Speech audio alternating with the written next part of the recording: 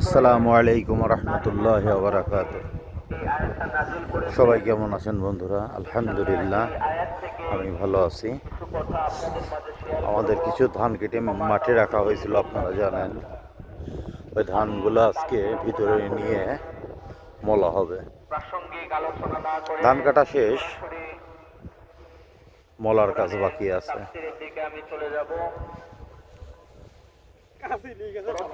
তো আপনার এত দেরি কে?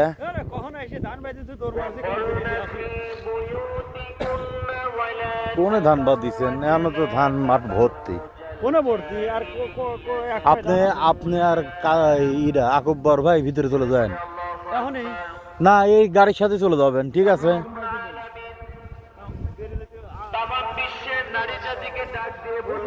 হ্যাঁ,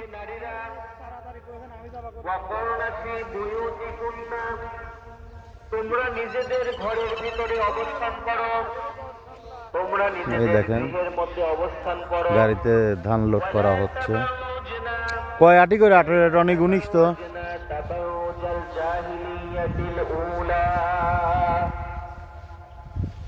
তোমরা জাহিলি যুগের নারীদের মতো নিজেদের সাজসজ্জা, নিজেদের সৌন্দর্যকে প্রদর্শন করে তোমরা বাহিরে বের হয়েও না। কথাকার আল্লাহ রাব্বুল আলামিন কোরআনে এইভাবে গাড়িতে লোড করে করে ভিতরে নেওয়া হচ্ছে। সমগ্র নারী জাতিকে অ্যাড্রেস করে বললেন, অপর্ণা ফি বুয়ুতিকুন্না, হে নারীরা তোমরা ঘরে অবস্থান করো।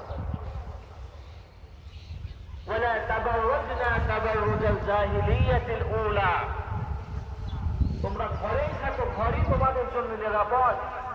তোমরা জাহিলি যুগের নারীদের মতো নিজেদের সাজসজ্জা প্রদর্শন করে তোমরা বাহিরে পদাচরণ। এই সাইডের নেওয়া হয়ে গেছে, ধানগুলো নেওয়া হয়েছে। এই মাঠে আমরা শস্য বোনা হয়েছে, শস্য বের হয়ে গেছে। কি বলার চেষ্টা করছে আল্লাহ পাক, কি বলেছেন একটু শোনেন। হতে পারে আজকের এই আলোচনা আপনার জীবন পরিবর্তন করে দিতে পারে। নারীদেরকে সুযোগ করে দেওয়া দরকার, কেননা এই নারীদের পেট থেকে জন্মেছে নবীরা। কথা বলেন ঠিক কিনা? কুইতে জানি কার মুরগি ধরে নিয়ে যাচ্ছে। নবীরা এসেছে নাকি নবীরা আকাশ থেকে নেমে এসেছে? এই নারীদের পেট থেকে এসেছে আল্লাহর ওলিরা, ইসলামের জন্য যারা শহীদ হয়েছে সেই শহীদরা। আবার এই নারীদের পেট থেকে এসেছেন সিদ্দিকিনরা, সলিহিনরা। সবকিছুই নারীদের পেট থেকে এসেছে। এজন্য ওয়াজ কোনে হচ্ছে জলসা? নারীদেরকে যদি যত্ন নেওয়া হয় তাহলে এই খনি থেকে ভালো জিনিস পাওয়া যায়। জোরে বলি সুবহানাল্লাহ। আল্লাহওয়ালা মানুষ পাওয়া যাবে। মনে হচ্ছে যে একবারে ব্ল্যাক প্যান্থার চিতার মতো দৌড়াচ্ছে। নারীদেরকে যদি যত্ন না নেওয়া হয়, কোরআন সুন্নাহ না শেখানো হয়, ইসলামের অনুশাসনগুলো যদি নারীদেরকে না জানানো হয়, তাহলে ওই সকল নারীরা ইসলামের অনুশাসনগুলো যদি না মানে, তাদের পেট থেকে বের হবে ডাকাত, তাদের পেট থেকে সন্ত্রাস, চাঁদাবাজ এই পৃথিবীতে এসেছে। ঠিক কিনা বলেন?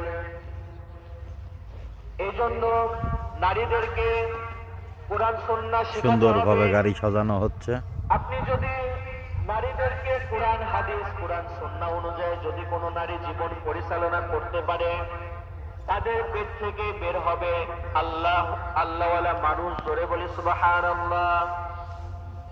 তারা যদি কোরআন সুন্নাহ জানে তাহলে তাদের ঘরের মধ্যে কোনো শিরকের ছোঁয়া থাকবে না। ঠিক কিনা বলেন?